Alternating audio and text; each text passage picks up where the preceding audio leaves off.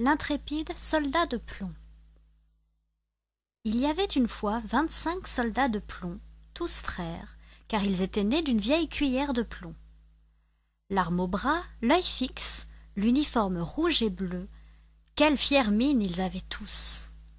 La première chose qu'ils entendirent en ce monde, quand fut enlevé le couvercle de la boîte qui les renfermait, ce fut ce cri « Des soldats de plomb !»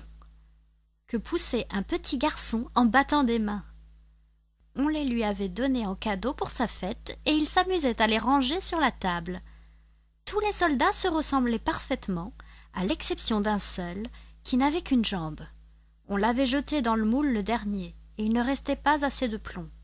Cependant, il se tenait aussi ferme sur cette jambe que les autres sur deux, et c'est lui précisément qu'il nous importe de connaître.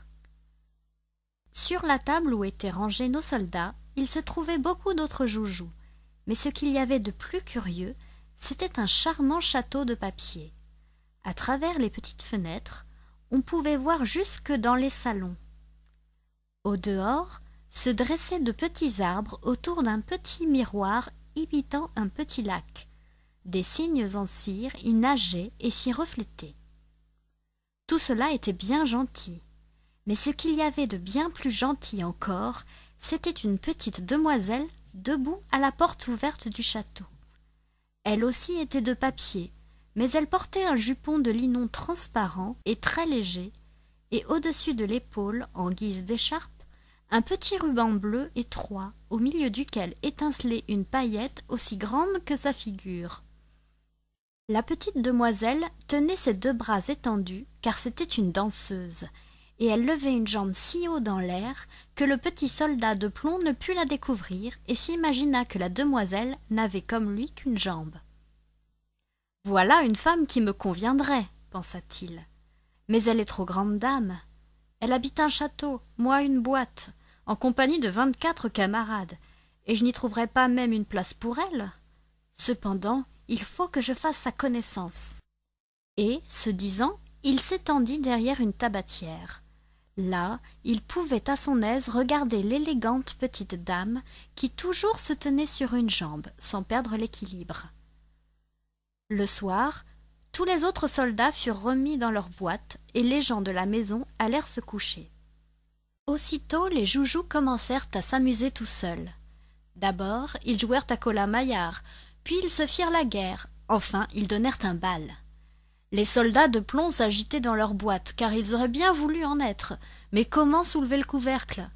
Le casse-noisette fit des culbutes, et le crayon traça 1000 folies sur son ardoise. Le bruit devint si fort que le serin se réveilla et se mit à chanter. Les seuls qui ne bougeassent pas étaient le soldat de plomb et la petite danseuse. Elle se tenait toujours sur la pointe du pied, les bras étendus. Lui, intrépidement sur son unique jambe et sans cesser de l'épier. Minuit sonna et crac! Voilà le couvercle de la tabatière qui saute. Mais au lieu de tabac, il y avait un petit sorcier noir. C'était un jouet à surprise. « Soldat de plomb, dit le sorcier, tâche de porter ailleurs tes regards. » Mais le soldat fit semblant de ne pas entendre. « Attends jusqu'à demain et tu verras, reprit le sorcier. Le lendemain, lorsque les enfants furent levés, ils placèrent le soldat de plomb sur la fenêtre. Mais tout à coup, enlevé par le sorcier ou par le vent, il s'envola du 3e étage et tomba la tête la première sur le pavé. Quelle terrible chute!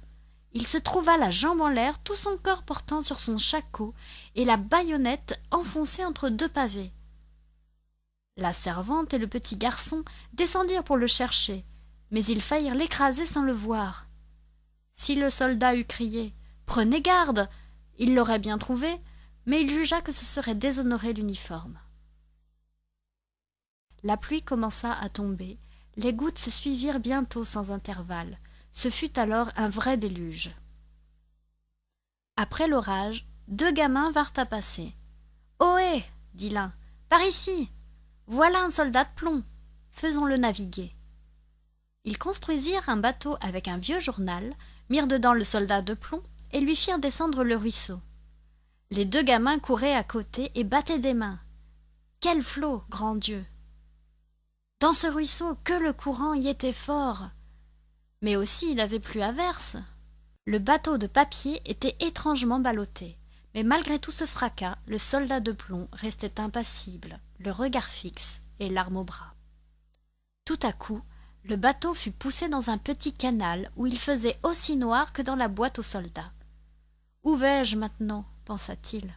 « Oui, c'est le sorcier qui me fait tout ce mal.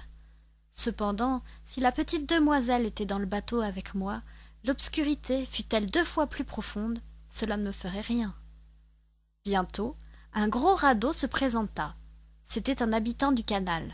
« Voyons ton passeport. »« Ton passeport !» Mais le soldat de plomb garda le silence et serra son fusil. La barque continua sa route et le rat la poursuivit. Ouf! Il grinçait des dents et criait aux pailles et aux petits bâtons. « Arrêtez-le! Arrêtez-le! Il n'a pas payé son droit de passage! Il n'a pas montré son passeport !» Mais le courant devenait plus fort, toujours plus fort. Déjà, le soldat apercevait le jour, mais il entendait en même temps un murmure capable d'effrayer l'homme le plus intrépide. Il y avait au bout du canal une chute d'eau, aussi dangereuse pour lui que l'est pour nous une cataracte. Il en était déjà si près qu'il ne pouvait plus s'arrêter. La barque s'y lança. Le pauvre soldat se tenait aussi raide que possible, et personne n'eût osé dire qu'il clignait seulement des yeux. La barque, après avoir tourné plusieurs fois sur elle-même, s'était remplie d'eau. Elle allait s'engloutir. L'eau montait jusqu'au cou du soldat. La barque s'enfonçait de plus en plus.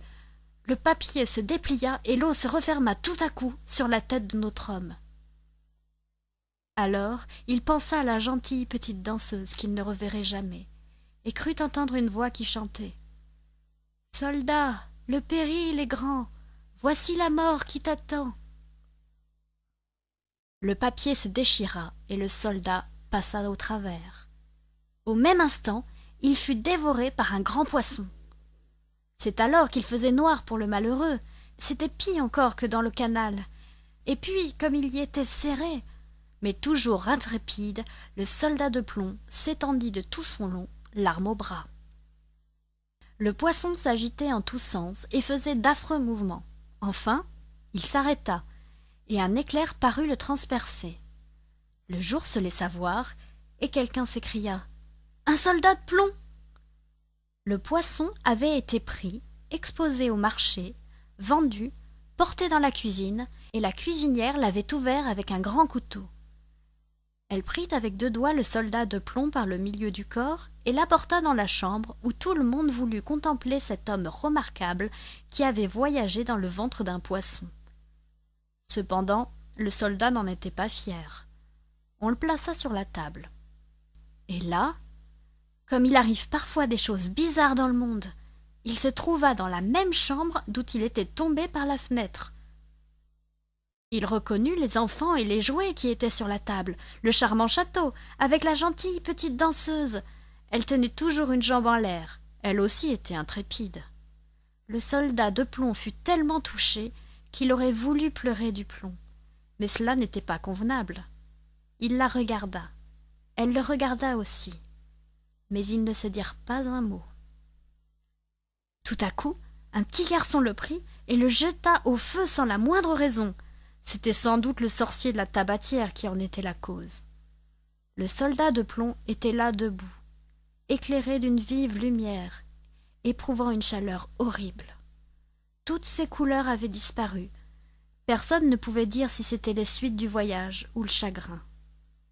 Il regardait toujours la petite demoiselle, et elle aussi le regardait. Il se sentait fondre, mais toujours intrépide, il tenait l'arme au bras. Soudain s'ouvrit une porte, le vent enleva la danseuse, et pareille à une sylphide, elle vola sur le feu près du soldat et disparut en flammes. Le soldat de plomb était devenu une petite masse. Le lendemain, lorsque la servante vint enlever les cendres, elle trouva un objet qui avait la forme d'un petit cœur de plomb. Tout ce qui était resté de la danseuse, c'était la paillette, que le feu avait rendue toute noire.